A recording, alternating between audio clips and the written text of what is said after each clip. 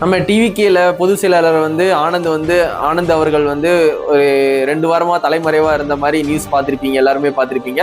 நேத்து வந்து அவர் வந்து வெளியே வர ஆரம்பிச்சிட்டாரு. இங்க வந்து அவர் வந்து கட்சியோட ஆஃபீஸுக்கும் அவர் வந்து கார்ல போய் இறங்கி உள்ள போய் எல்லாருமே பார்த்தாரு. அது மாதிரி வந்து டிவிகேல உள்ள எல்லாருமே வந்து அவர் கூட போய் ஒரு செல்ஃபி எடுத்தாங்க. ஆனந்த் பிரதர் வந்து கம்பேக் கொடுத்துட்டாரு அப்படின்ட்டு. அது மாதிரி நிர்மல்குமார் என்ன சொல்லியிருக்காருன்னா, கூடிய சீக்கிரத்துல வந்து கரூருக்கு போய் விஜயனை வந்து பார்ப்பாங்க அப்படின்னு சொல்லியிருக்காங்க. அது மாதிரி பிரஸ் மீட்லயும் வந்து விஜயனை வந்து பேசுவாங்கன்னு சொல்லி வந்து நேற்று வந்து நிர்மல்குமார் வந்து ஒரு இன்டர்வியூ வந்து கொடுத்துருந்தாரு. நம்ம தளபதி விஜய் வந்து பிரஸ் மீட் வந்து கூடிய சீக்கிரத்துல வந்து கொடுப்பாரு அப்படின்ட்டு. அது மாதிரி புஷி ஆனந்த் பிரதரும் வந்து ஒரு 2 வாரம் கழிச்சு வந்து வந்துட்டாங்க. அவங்களும் என்ன மாதிரி பிரஸ் மீட் கொடுப்பாங்கன்னு சொல்லி நம்ம வெயிட் பண்ணி பார்த்தா தான் தெரியும். ஆதவ் ப்ரோ வந்து 16 நாள் காரியத்துக்கு அப்புறம் தான் நாங்கள் வந்து பேசுவோம், அதனால வந்து ரொம்பவே சேடாக இருக்கும் அப்படின்னு சொல்லி வந்து ஒரு இன்டர்வியூ பார்த்துருப்பீங்க. ஆதவ் ப்ரோவும் நிர்மல் ப்ரோ மட்டும்தான் வந்து இப்போதைக்கு வந்து மீடியாவில் பேசியிருக்காங்க.